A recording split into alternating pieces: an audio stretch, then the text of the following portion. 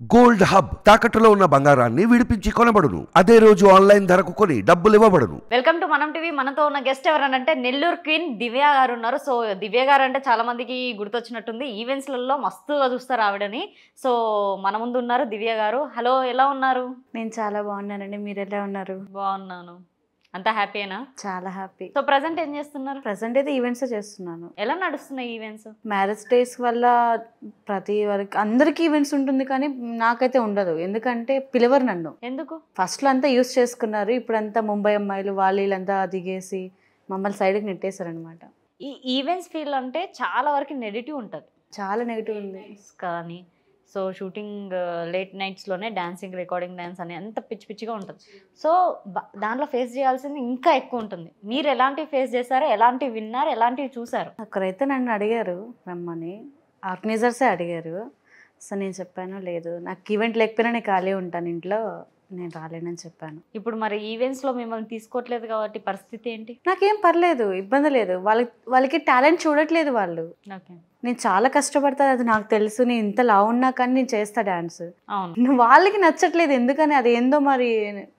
అక్కడ పిలిస్తే వెళ్తే వాళ్ళు పిలుస్తున్నారు. సో ఈవెంట్స్ డాన్సర్గా ఎందుకు వచ్చారు? ఎందుకు వచ్చానంటే అక్కకి మ్యారేజ్ అయింది 2015లో. సో ఇంకా అక్కని వాళ్ళ ఇంటి దగ్గర వదిలిపెట్టేసి అత్తగారి ఇంట్లో వదిలిపెట్టేసి నేను ఇంటికి వచ్చాను. అండ్ 4 డేస్కి అమ్మమ్మ చనిపోయింది. అమ్మమ్మ చనిపోయిన తర్వాత ఇంకా నేను 9th చదువుతున్నా. అప్పుడు ఆపేసాను. ఆపేసి 1 year షాప్లో జాయిన్ అయ్యాను. అండ్ 1.5 year దాకా చేశాను శుభమస్తు షాపింగ్ మాల్లో. తర్వాత నాకు చిన్నగా నా పేమెంట్ వచ్చి 500. అప్పుడు నేను ఈవెంట్స్ చేస్తున్నాను, మ్యారేజ్ ఈవెంట్స్కి వెళ్తే నేను. ఓకే, అక్కడి నుంచి కొంచెం 8 years దాకా వచ్చాను అక్కడ. అట్లాగే స్టడీ మరి? స్టడీ 9th వరకు ఆపేసాను. ఎందుకు? అంతే. అది అమ్మ ఒకటే కష్టపడుతుంటే చూడలేక. అంటే డాడీ మమ్మల్ని చిన్నప్పుడు వదిలేశాడు. మిమ్మల్ని? నాకు 1.5 సంవత్సరం, మా అక్కకి వచ్చి 2.5. అప్పుడే వదిలేశాడు. ఓకే, బాగా ఫేస్ చేస్తూ ఈ పొజిషన్కి వచ్చారైతే. అవును. ఓకే, మమ్మీ ఏం చేస్తుంటారు? మమ్మీ హౌస్ వైఫే. హౌస్ వైఫే. మీరు మీ అక్క ఇద్దరే? అంతే. అంటే మొత్తం లేడీసే ఇంకా ఇంట్లో? అంతే. ఎందుకు బాధ మొత్తం లోపల పెట్టుకున్నారు? ఏమైనా ఉంటే చెప్పేయచ్చుగా, కళ్ళల్లో ఎందుకు? చెప్పుకోలేను కొన్ని విషయాలక్క. చెప్పుకోలేనివి ఎందుకంటే అందరి లైఫ్లో ఉంటాయి. ఇప్పుడు మీరు ఫేస్ చేస్తున్నారు, రేపు ఇంకొకరు ఫేస్ చేస్తారు. అంతే కదా జీవితం అంటే. చాలా పడ్డా, అది చెప్పలేను. చాలా పడ్డాను.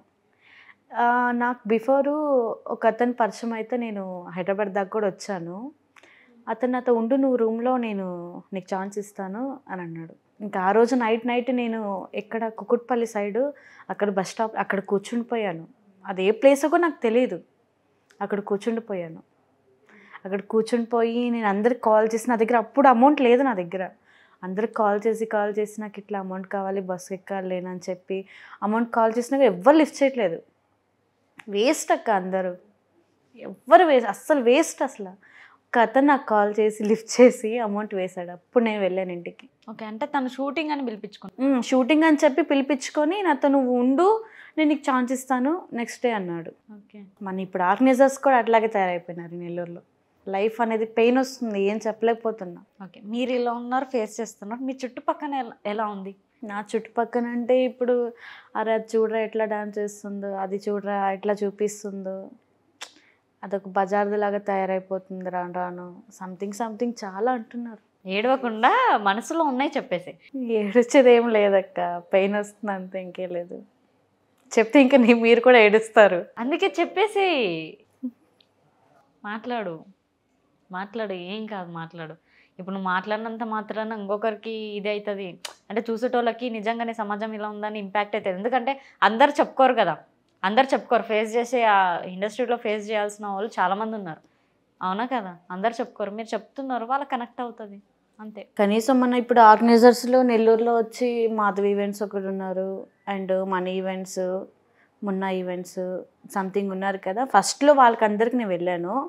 ఇప్పుడు నన్ను ఎందుకు పిలవట్లేదు నాకు అసలు అర్థం కావట్లేదు. అది ఒక్కరు అడిగారు, ఈ ఆర్గనైజరు నా 12కి కాల్ చేసి నేను బీచ్ దగ్గర ఉన్నాను రా అన్నాడు. దేనికి అన్నా, లేదు ఈవెంట్ వచ్చింది ఇప్పుడు అని అన్నాడు. లేదు నేను రాను, మా అమ్మ తిడుతుంది అని చెప్పాను. లేదు కంటిన్యూగా కాల్ చేస్తూనే ఉన్నాడు. లేదు నేను రాలేను, అని చెప్పినా కూడా లేదు నువ్వు నా దగ్గర పడుకో ఒకసారి, నేను కంటిన్యూ డేట్స్ నీకు ఇస్తాను, నాతోనే ఉండిపో అన్నాడు. మీ సమాధానం ఏంటి మరి? ఇంతమంది మోసం చేస్తారు. ఒకరైతే హైదరాబాద్ పిలిపించుకొని మరి షూటింగ్ అని అక్కడ వాడెవడో కాల్స్ చేసి రాంగ్స్గా మాట్లాడడం. సో వీళ్ళందరూ మాట్లాడినప్పుడు మీరు అంటే మీరు రియాక్షన్ ఏమి ఇచ్చారు వాళ్ళకి? నేను ఒప్పుకోలేదు దేనికి కూడా. ఒప్పుకోలేదంటే వాళ్ళకేం ఆన్సర్ ఇచ్చారు? నాకు ఇవన్నీ నచ్చవు, నాకు ఇంకోసారి కాల్ చేయకు, నువ్వు ఈవెంట్ చెప్పకపోయినా నాకు అవసరం లేదు, నేను బతకాలని ఎట్లయినా చెప్పేసి కాల్ కట్ చేసేసాను. ఓకే. ఇంక నుంచి అప్పటి నుంచి నాకు ఈవెంట్ అనేది చెప్పాడు. ఇప్పుడు లాస్ట్ ఈవెంట్ ఎప్పుడు చేసి ఉంటారు? లాస్ట్ ఈవెంట్ 24 చేశాను. ఇప్పుడు ఈవెంట్స్ వల్లనేనా ఇన్కమ్ ఇంకేమన్నా ఉందా మీకు? అంతే ఎక్క ఈవెంట్స్ వల్లే. ఈవెంట్స్ వల్లనే. సో మరి ఇప్పుడు ఇంట్లో ఎలా బ్యాలెన్స్ అవుతుంది? అలా బ్యాలెన్స్ అవుతుంది. ఈవెంట్స్ కొంచెం సేవ్ చేసి పెట్టుకుంటాను, అంటే హెవీ ఖర్చు పెట్టకుండా కొంచెం సేవ్ చేసి పెట్టుకుంటాను. ఒక ఈవెంట్కి పేమెంట్ ఎంత వస్తుంది? నాకు ఒక ఈవెంట్కి అయితే 5000 అట్లా వస్తుంది, 6000 అట్లా వస్తుంది. ఓకే. కానీ రియల్లీ గ్రేట్. దొబ్బుగా ఉండి కూడా డ్యాన్స్ మాత్రం బాగా చేస్తారు. కానీ ఎక్స్పోజింగ్ ఎందుకు చేస్తారు ఎక్కువగా? ఎక్స్పోజింగ్ అంటే నాకు టాటూ ఉంది కదా, అట్లా శారీ కట్టుకున్నప్పుడు అది చూపించి వేయాలని ఒక ఆత్ర, అంతే, ఇంకేం లేదు. ఎక్స్పోజింగ్ ఏమంత ఇవ్వను నేను, ఎక్స్పోజింగ్ ఏం లేదు, నడుం వరకు చూపిస్తాను అంతే. మరి మీకు వచ్చే కామెంట్స్ కూడా చాలా గలీజ్గా ఉన్నాయి. ఒక్క కామెంట్ అయితే బాగా తట్టేస్తుంది అక్క నాకు. ఎందుకు? ఆంటీ అని అంటారు. నా ఏజ్ 21 అక్క. నిజం చెప్పాలంటే నేను ఇప్పుడు వచ్చాను 12 ఇయర్స్కి నేను ఫీల్డ్లోకి వచ్చాను. 12 ఇయర్స్కి నేను ఫీల్డ్లోకి వచ్చాను, డ్యాన్స్ ఫీల్డ్లోకి 8 ఇయర్స్ అవుతుంది, అండ్ 9 రన్ అవుతుంది. అయినా కూడా అసలు నేను బొద్దుగా ఉన్నాననే కదా వాళ్ళు అంటున్నారు. అనుకోనిక ఇబ్బంది లేదు. అదొక్క పెయిన్. స్టేజ్ మీద కూడా కింద ఉంటారు కదా ఆడియన్స్, వాళ్ళు కూడా ఆంటీ అని పిలిచినప్పుడు నేనేం అనుకోలేను, స్టేజ్ మీద కళ్ళు తుడిచేసుకొని డాన్స్ చేసేస్తా. ఎందుకు అట్లా అంటారని ఎందుకు నాకు తెలియదు అక్క, అసలు ఎందుకు అట్లా అంటారు. బొద్దుగా ఉండి తప్ప అది? I don't know. బొద్దుగా ఉండి తప్ప అంటే అది అందరూ అట్లానే ఉన్నారు. స్లిమ్లో ఏముంది, బద్దులో ఉంటుంది మంచిగా. నాకు పొద్దుగా ఉండడమే ఇష్టం అక్క. ఒకరి కోసం నేను తగ్గను. ఎన్నైనా కామెంట్లు పెట్టుకుంటారు ప్రతి ఒక్కరు, aunty aunty aunty aunty aunty లంచా ఈ చూపించిన అదొక వర్డ్ మాత్రం కంపల్సరీగా వస్తుంది. ఇంకెందుకు మొత్తం విప్పేసి డాన్స్ అయ్యి ప్రతి కామెంట్ చూడండి మీరు.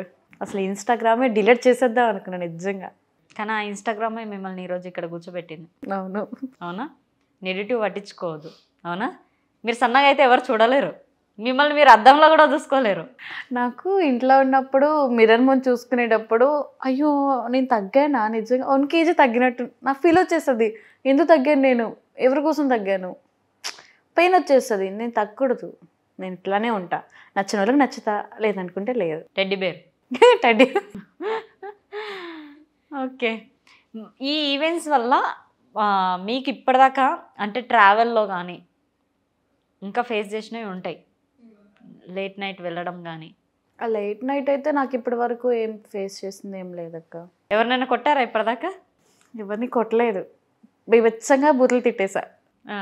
బీభత్సంగా తిడతా. దేనికి అంటే ఎందుకంటే సంథింగ్ ఉంటుంది కదా ఫ్రెండ్స్లో గొడవలు, రారా పోరా అనుకుండా ఇంకా గట్టిగా తిట్టేస్తా వాడిని. బూత్ మాటలు బీభత్సంగా తిడతాను.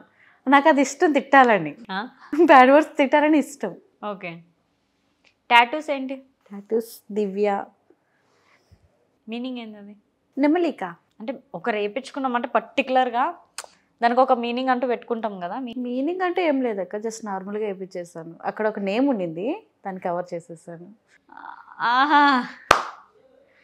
నా లైఫ్లో ఏమంటారు అదొక పార్ట్ జరిగింది అక్కడ, దాన్ని చర్పేసా. నాకు అర్థమవుతుంది, నేమ్ ఎన్ సంథింగ్ ఏదో ఉంది. కనిపిస్తుంది, అది కనిపిస్తుంది. ఓకే. మరి బ్రోకేనా? బాగా బాగా బ్రోకేనా? బాగా. ఎందుకు? వద్దక్క, నా కాళ్ళ మీదనే బతుకుతా చాలు. అసలు ఆ లవ్ జోలికే వద్దంట. షివరింగ్ వస్తుంది చూడు. లేదు, ఎవరు అడిగినా కానీ అది ఇస్తే నేను చేస్తా, అది ఇవ్వకపోతే నేను చెయ్య. అంటే శరీరం కమిట్మెంట్. కమిట్మెంట్. అది ఇస్తే నేను చేస్తా, లేదంటే నేను చెయ్యను. ఫస్ట్ నువ్వు నన్ను చూడాలి కదా, నేను ఎట్లా చేస్తాను. లేదు, అది చూడు. ఫస్ట్ నువ్వు ఇస్తే నేను తీసుకుంటా. అసలు తీసుకుంటాడా లేదన్న నమ్మకం కూడా లేదు. అట్లా ఉంది.